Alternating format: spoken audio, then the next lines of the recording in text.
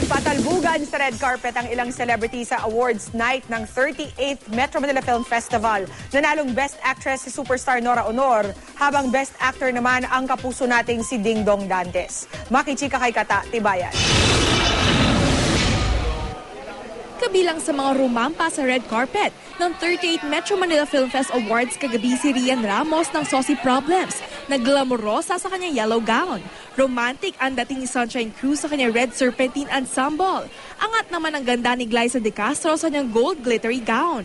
Color of the night ang puti na ibinida ni na superstar Nora Honor, El Presidente lead star Governor E.R. Ejercito, Angel Locsin kasama ang boyfriend na si Phil Young husband at Bianca King. Very revealing naman ang deep V-neck green gown ni Chris Aquino na obra ng Cebu-based designer na si Carrie Santiago. Present din ang isa sa mga founders ng MMFF na si former President Joseph Estrada at dating leading lady na si Boots Anson Roa. Hiyawa ng mga Noranians nang i-announce ang kanilang idolo na Best Actress para sa pelikulang Thy Womb.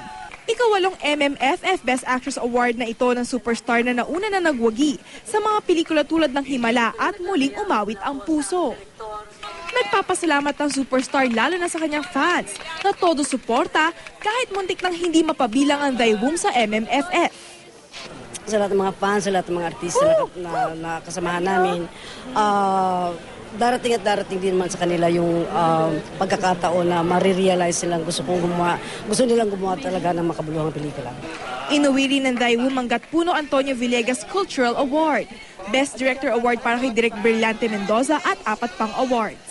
My inspiration in filming this are our countrymen, ang mga kababayan natin, mga badyaw.